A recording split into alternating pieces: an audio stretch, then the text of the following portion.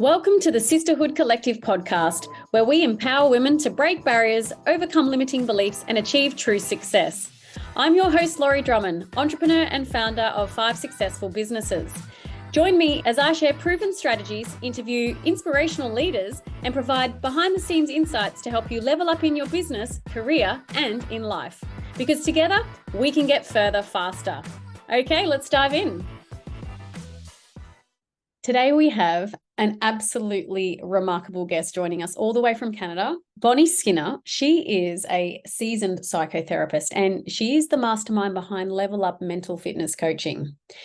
Bonnie's journey she's taken an interesting turn. More recently, she's, followed her passion, and she focuses on supporting entrepreneurs and business owners by optimizing their mental fitness. And you're probably thinking, what is mental fitness? And so you'll have to listen to find out a little bit more about that, but it really makes sense.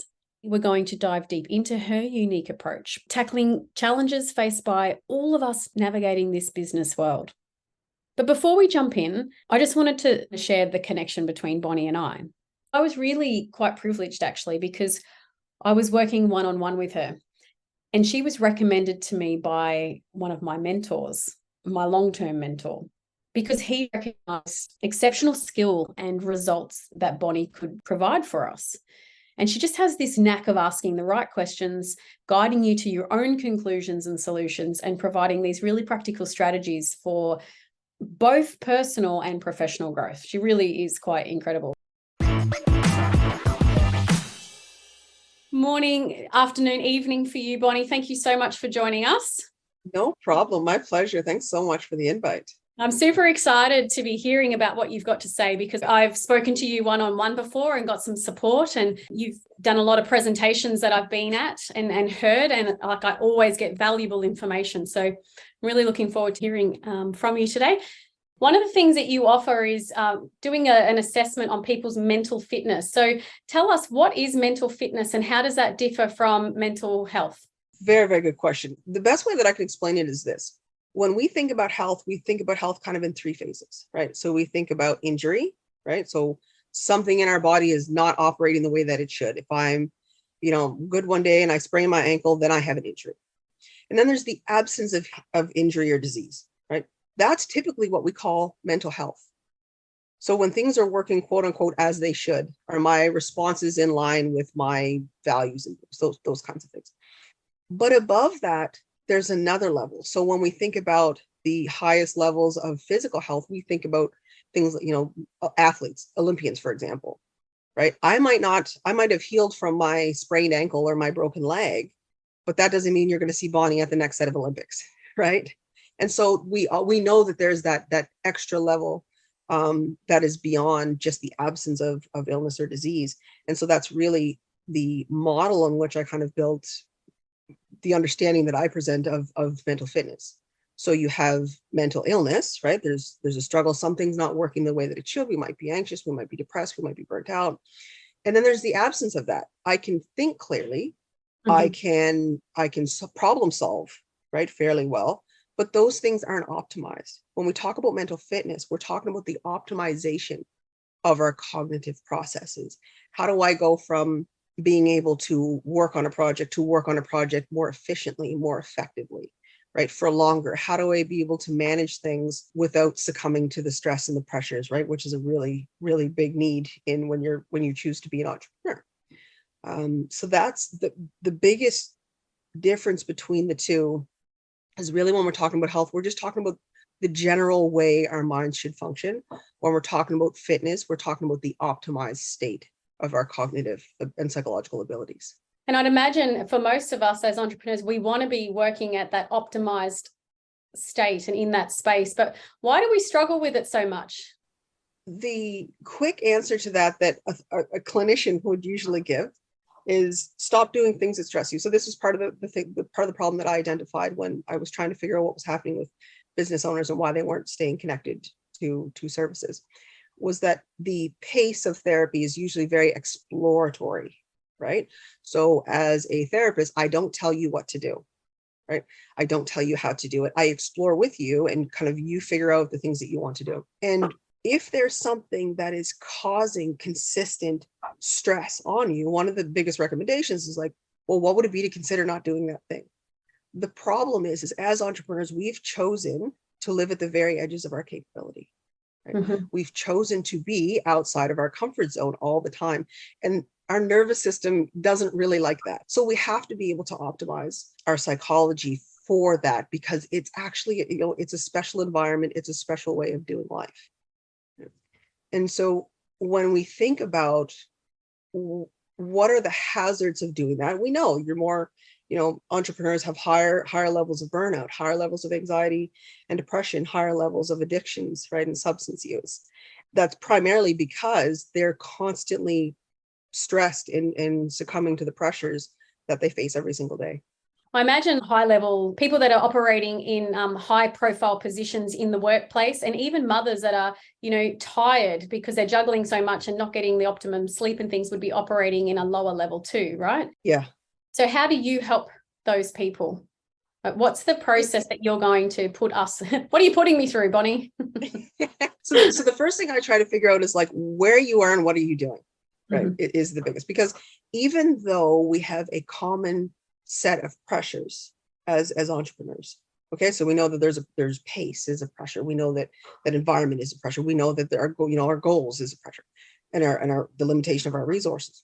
But that doesn't mean that everybody's struggling in the exact same way. So the first thing that I try to figure out is like, what is your specific struggle, right? So for example, I coach moms who are like, how do I apply myself fully to my business and not feel like I'm abandoning my children or not spending enough time with my children? And so we might, for example, look at, okay, well, first of all, there's two ways to look at that. One is, what does the practical look like? Right. So like, show me your schedule. Tell me what your typical day looks like. Tell me how you plan things. Tell me how you lay things out. And once we've identified what's going on practically, then we'd say, okay, well, what's going on emotionally? Right. What does it mean to abandon your kids? Right. Does it mean that you don't get to be there when they get off the bus at the end of the day? Does it mean that you don't, you might spend a whole weekend in the office? Because there's varying different levels. And so sometimes when we use language, we assume that we know what somebody else thinks. So I really spend a lot of time trying to understand how my clients conceptualize their problems. How do they explain it to me? What does it mean to not spend enough time? What does enough time look like? And once we really narrow down, like, okay, what are your exact struggles and what are your specific goals? That's when we start saying, okay, now how do we get there? There's a lot of women out there that are lacking confidence to, forge new paths, take a leap, try something different, go for a new job. How do you help your clients overcome low confidence? And do you have any strategies that we could try? This is going to seem a little counterintuitive, but I tell them they don't need to be confident. And here's what I mean when I say that. We tend to think that confidence is something we should feel across the board, right? Like, you go out and be bold and be confident in all you do. And it's like, that's not only silly, it's completely unnecessary. You don't need to be confident to be great. You don't need to be confident to build incredible things. You need to be confident at the stuff you're good at, right? So the example that I usually give folks is like, Bonnie is not a confident ballerina. I'm just not. You can put ballet shoes on me, but you got nothing but disappointment coming from me. That's what you can look forward to. But the thing is when we have this idea that we should be confident across the board, then it's like, okay, well, Bonnie should be a confident ballerina, but I don't do ballet.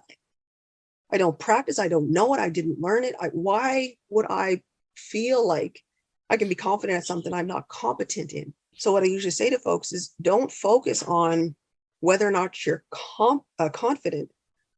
Focus on whether or not you're congruent. And here's what I mean by that is, you take confidence on one hand and you take competence on the other. If you are good at something, that's when you want to have high confidence, right? If you are bad at something, your confidence should not be high. So if we think of confidence as the feeling of how good you are of something, right? Competence is the objective measurement of it. So if you're measurably not good at something, I don't want you to walk into my office and be like, yeah, Bonnie, I can get that done for you, no problem. because that causes a problem. You can also get the inverse of that, where somebody's actually we're very competent in something, but something happens to pull our confidence down. That's a situation that needs to be addressed. If you're good at something and demonstratably other people are saying it, they can demonstrate it, they can point it out, they can prove it to you, but you don't feel it. That's something that needs to be addressed. Right. And I address those things with my clients. But what I usually say to folks is like, well, ask yourself, is this something you need to be confident in? Right. And are you competent? The second question is, so first one, do you need to be confident in it? I don't need to be a confident ballerina. Nobody's disappointed. Bonnie's not doing ballet. Okay. Are you competent in it? So is there a mismatch between how capable you are at performing the task and how you think you perform the task? Because that would tell you that there's some work to be done. Right. And then once you answer those two questions, like, okay, what do you need to do next? Do you need to let it go, or do you need to figure out what is the incongruence that you need to address? I feel like there's a lot of competent women out there, but have the low confidence, and that's what's holding them back. Yeah. Yep. When I do have someone, so that they're high competence, low confidence, there's a few things that can contribute. Well, there's many things that can contribute to that. But if we talk about themes, one of the things that really pops out is not having the right key performance indicators. So in business, we talk about KPIs a lot, right? Yep. It's like, well, how do you measure yourself? And what a lot of individuals will struggle with is their levels of measurement are so skewed, right? So it doesn't matter if they have 5 wins in a row. If they miss the 6th, then the first 5 don't count. So if your self-evaluation is set up in a way where you don't get to either have the wins or claim the wins, right? Which means you find a way to constantly invalidate yourself, to constantly explain, well, oh no, that was a fluke and that was a mistake, or I had help from so-and-so. And it's like, but who actually did it? Right? So sometimes we just need to think about, how do we actually measure ourselves? Well, here's another question for you then. Imposter syndrome's popped up a lot. We've all got our own ideas of what we think it is. Can you tell us what it is, and then why again does that affect so many women? There's so many different answers out there. So the simplest that I can give you, that I think has been the most effective in my practice, is it's a mismatch of expectations. So imposter syndrome is a mismatch of expectations. Usually we have a set of expectations that A, we can't live up to, and B, aren't necessarily reasonable given the circumstance. So for example, I'm part of a mastermind group, and we talk a lot about how when people come into that group, they feel like they don't belong. Now there's no list. There's no like, here, you check these boxes and you belong, right? So there's no clear standard, which is also something that can inflame imposter syndrome. But in the absence of having that checky box, list of standards, what happens is people start making it up. So they start creating their own set of expectations. Oh, well, I should know this. I should be making this much. I should only ask questions that are deemed, perfect and incredibly intelligent. And we start creating these unreasonable set of expectations that typically other people don't really have for us. And once we set the expectations solidly enough, they become the beliefs. And then we start trying to achieve something that isn't grounded in what the actual situation calls for. So when I usually ask some of my clients about imposter syndrome, I ask, who had a fake ID? Some people are willing to admit it and some people aren't.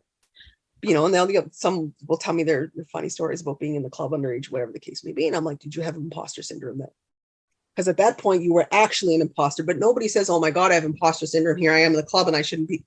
The reason it can be so catastrophic to some people is largely because of how much emotion we invest in it. If you're at a new table, what are the most reasonable set of expectations for that situation?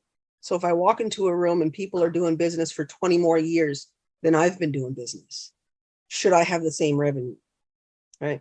Should I have the same knowledge? Should I react the same to problems, right? And the answer you'd say is like, well, no, Bonnie, that's silly. But I see people go into the rooms and this is exactly what they explain to me. They say, well, that person over there, Bonnie, is making 10 million. And, and I'm not even to $1 million yet. And it's like, they've also been here 20 years long. right? They've also lost more money than you, right? They've taken bigger risks. So we have to really make sure that as strong leaders, we want to be able to get really good at setting our expectations and calibrating those expectations to the environment and the situation that we're in. Sometimes we need guidance or an external guide to help us with that. But you'll find that if you're good about keeping reasonable expectations, imposter syndrome won't be that big a struggle. It's knowing what you're wanting out of the opportunity or the situation. Yeah. It doesn't mean that it's not difficult. It can be quite difficult, especially if you've got really deep set beliefs. If anybody's struggling with it, I don't want to be like, oh yeah, that's fine. You just need to set some expectations. You'll be good. Right. But once you get out of that, absolutely, the focused expectations are the way to go. So what are 3 pieces or a few pieces of advice that you would give an entrepreneur who is struggling with mental pressures of business or even like starting up a business? Number 1 would be set your expectations. Right? Yeah. Like know what you want out of this, right? So I guess maybe the first one would be like set your goals. Know why you're there. Somebody should be able to ask you at any given point in time, why have you chosen to do this? And the answer shouldn't take more than 30 seconds. If you have to think about it, you're not sure anymore. Go back to the drawing board, take your time, get alone. And then once you know why you're there, why you've decided to do it, set your expectations. Don't just set your expectations about success. And don't just, some people will go too far. They'll say, okay, it's going to look like this. And I'm going to win. Or more likely you'll get the opposite. Oh, it's going to be a struggle and I'm going to have to grind. I'm going to have to sacrifice. And it's going to be awful. And it's like, set your expectations about both sides of the story so that you have the most reasonable assumptions possible. And then you calibrate those assumptions repeatedly as you go. And the third piece of advice that I would give would be to run your own race. But what can crush so many entrepreneurs is looking at somebody else's race or progress and comparing it to their own. Right. And that can be so detrimental because we only look at a tiny portion of their story, right? It's like social media. We only look at the highlights. We don't see where that person disappeared for 6 months because they were, heavy into substance use or they had a divorce or they can't hold their relationships together. We just go, oh my God, look at them. Aren't they doing great? So really run your own race would be the third piece of advice I'd give. That's a really good one too, because, we always compare ourselves with others, like as a person or a mother or as even a business owner, you compare your business with theirs and why isn't mine doing this or they're doing that? Should I do that too? Maybe I should. And then you go off track. Absolutely. Without really thinking about what we want, right? It's like, oh, maybe I should do that too. And it's like, well, what's important to you? Like, what is a good life? Get yourself alone and just ask, like, what is a good life? I'm trying to create a good life for me and my family. I'm like, great, awesome. What's a good life? And I just sit back and I wait. I ask my clients, what is it? Right? Whatever they tell me I want, I'm like, what is that?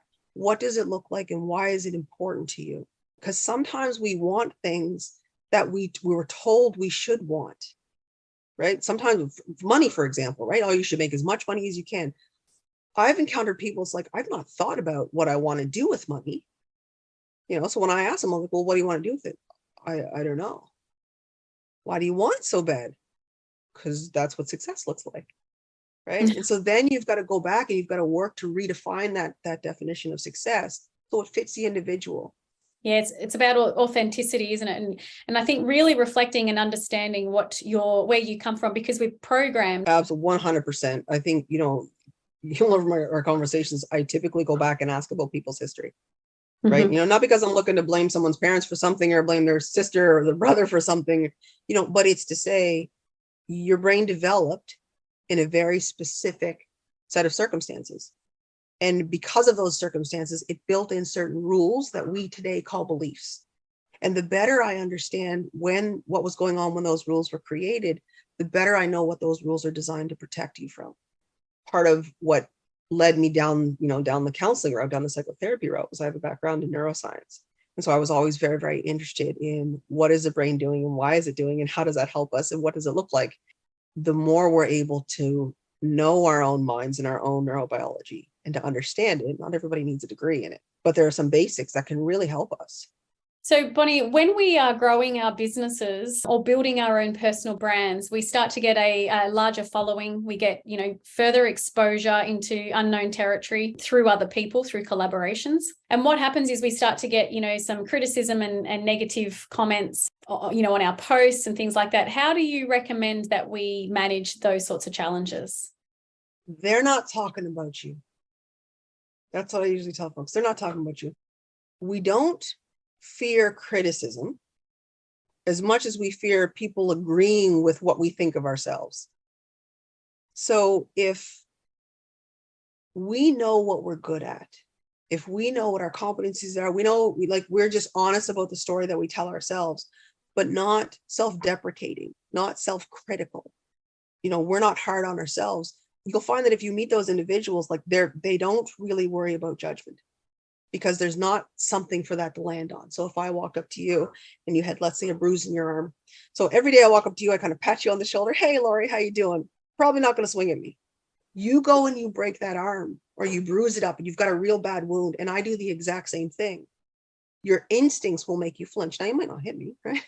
But you're not going to be happy with it. Mm-hmm. And the reason is because it lands on a wound. An insult is the same thing. If an insult lands on something that's already vulnerable, it stings like a son of a gun. So you've got to start with, what do you think of you? Because if you're already cutting yourself up, the trolls aren't going to have much work to do. The other piece is to understand that they don't know you. So at best, the insults that they're slinging are about some made up version of what they think you are. Right. So they could replace your name with anybody's name because they don't know anything about you. They're just like, oh, this person on the internet that I think I know. Right. I'm just going to say something about them. It has nothing to do with who you actually are. So they can't insult you because they don't know you. Right. And so these are some of the things that we've got to remember. But it's hard because we go in and when we're vulnerable, we're much more likely to be defensive. The other part to it is that we care so much about what other people think. So when someone does say something negative to us, yes, you might be able to get past it as that person. But I know for me, it would be more like, well, if someone else sees that comment, what are they going to think of me if someone else sees the comment? Not so much of how it affects me, but it's going to, is it going to change and influence what other people are seeing about me and make them look through a different lens at me? That's a good question. Let's take 30 seconds and play that out. Let's say you go on Facebook, somebody said something or Instagram, whatever. Somebody's made a comment about you. You said, okay, so the worry is, what if somebody else sees that? So if you're my client, I'd say to you, I said, okay, what if somebody else sees it? Tell me why that's a bad thing. Mm-hmm. And my response would be, because I feel like it's going to, for other people that kind of like me already, are going to suddenly see me in a negative light. So then my next statement would be, so the people that see you in a negative light, what would that mean about them? That it took one comment to sway their position on you? I'm like, yes, that's true. Yeah. So the thing is do you want to be liked by people that are solid and can really, sift through information critically for themselves? Or do you just want to be liked by everybody? Does it matter who likes you? And so I won't put you on the spot like that, right? But that's exactly how I would do it, is because what happens is we tend to stop every what if at the most emotionally intense part of the story. The emotionally intense part of the story is, what if that person that I like, that likes me, doesn't like me? That's scary. So we don't think beyond that point. So when we push past and say, okay, well, what if they do? Right? Well, what if it was a really close friend and the friend decided because they read something that a troll wrote or someone else wrote online, they're not going to like you anymore. Well, that was the good friend. That was my best friend. Well, how solid was the relationship if that's all it took? So what happens is, as you push the story through, as you tell yourself more and more of the story, you start to realize, hold on, there's more to it. Mm-hmm. Right? Actually, no, I don't need everybody to like me. I want the people that share my values, share my beliefs, that interact and have positive experiences and are free thinking to like me. Because the people that don't, well, there's 9 billion people in the world. Not everybody's going to like you, right? So it can be a bit of a transition, but it goes back again to the story that we have about ourselves. And sometimes I go down that path with people and they'll say, well, they'll think that I'm a fraud, or they'll think that I'm this. And then I'll go, well, do you think that? And sometimes they'll go, well, no, but, and then we'll start digging a little bit deeper and you find out, well, there are some personal insecurities. And what's happening is the insults are inflaming the inner conflict. So those personal insecurities that I'm trying so hard to hide, that I'm scared that somebody out there is going to get a piece of, start coming to the surface and making me emotionally dysregulated and stressed and overwhelmed and reactive. And so it's really more about what's going on inside you than what did some stranger you'll never meet and never know write about you. What's some advice then for people that there's a lot of people that are wanting to forge new paths, start a new business or something like that? What's your advice to them? We discount the experience and the expertise that we do have because it doesn't show up in a traditional work way. Okay. So for example, I worked with a single mom a short while ago who had taken some time off from her own business to take care of her children. Okay. She was 5 years, I believe, was the gap. And so she's like, when I go back, I'm going to be behind. And I said, behind who? Like, behind what? Well, I'm not going to be as good with computers. I'm not going to be good with this. I don't know the new software, blah, blah, blah. And so what I had her do was list everything she needed to do with her children in the run of a day, right? So she was fortunate. She had some help at home. And so I said, well, who coordinates the schedules? I do. Who made the schedules? I do. Who organizes the lunches and the meals? I do. Who takes care of the finances and pays the bills? I do, right? So we're talking about things like time management, dealing with deadlines, right? The ability to think under pressure, the ability to not take a sick day. Like, like kids aren't like, mom's out today, I'll just fend for myself, we're good, right? So sometimes because we think that skills need to show up a certain way, we'll tell ourselves that we don't have them. And what I notice with a lot of women is we're very quick to discount our capabilities and our competencies. And if you make it a priority to say, I'm going to discover my competencies, I'm going to discover all the things that I'm good at, whether they show up in a traditional way or not, then what happens is we reset ourselves, we teach ourselves to look at ourselves differently, because we're very used to looking at ourselves with a critical lens. We're always looking to see what we can improve in ourselves. And there's nothing wrong with that.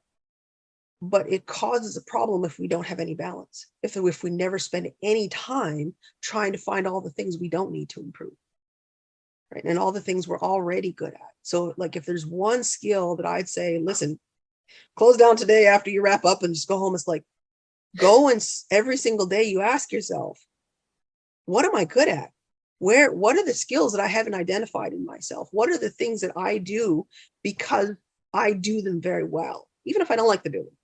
Because we really need to start building our own inventory of wins, right? Mm-hmm. That's what self-esteem and self-confidence can be built on is, I have competencies, but when we discount them, it makes it very, very difficult to build real and lasting confidence. Yes, so true. Such powerful information. I appreciate it. Thank you, Bonnie. Any sort of resources that you feel like you can point us in the right direction if we want to learn more about kind of like how you can help us? I do have an online group called Mental Fitness for CEOs. I've sent you the information. We can make sure that that's accessible. So I usually post in there a few times a week. If anybody has any questions, they can definitely reach out. On my website, so if you go to yourmentalfitness.ca, there is an online assessment that I have everybody that's looking to work with me, or everybody that's just kind of wanting to understand what their own strengths and struggles are a little bit better. You can go on. It takes about maybe 2 minutes to complete, 2.5 minutes to complete. And then what happens is at the end of that, you can set up a specialized free consult. And I walk you through, kind of say, this is what a mental fitness plan would look like. Here's some of the things that we identify. Here are some of the things I would really recommend you focus on, and this is how. So that's 100% free. You can go on the website and complete one of those and book a review for sure. sure heaps of women would find that quite valuable. Bonnie, thank you so much for your time today. I know you've got lots going on. Thank you so much for having me, Laurie. Everybody have a great rest of the day, evening. Thank you. Morning. Morning. Bye-bye. Bye. And that concludes our conversation with Bonnie Skinner. Her mental fitness assessments are really quite fascinating, and it actually makes sense. Also, the power of focusing on competence rather than the universal confidence. You know, Bonnie has shared some really invaluable insights for us entrepreneurs and business owners as well, and for everybody just in general, actually. I love her perspective on handling criticism, especially in this realm of social media right now, which literally runs our entire world for many of us. It just serves as a reminder that negativity of others often reflects their struggles, not ours, and not our shortcomings. So it's a powerful tool for resilience in a world where opinions can often just be so loud. I hope you found as much inspiration and practical advice in our discussion with Bonnie as I did today. A huge thank you to Bonnie for being a beacon of support in our entrepreneurial community and just offering so much wisdom everywhere. As always, thank you for tuning into the Sisterhood Collective podcast. If you've liked some of our podcasts previously and you liked the podcast today, please hit the subscribe button. And also share some insights with us if you're getting something out of these podcasts or there's a particular topic that you would like us to focus on. So thank you so much for being here today. Thank you for joining us on the Sisterhood Collective podcast. Remember to hit that subscribe button so you don't miss out on any upcoming episodes. And if you want to be the first to hear what is new at Sisterhood Collective, you can find out more on our Instagram, or you can sign up to receive our weekly newsletter and let the good times continue to roll. Now it's time to turn your clear vision into bold action. I'm Laurie Drummond, your host, and until next time, keep striving to live that best life. Take care, and we'll see you soon.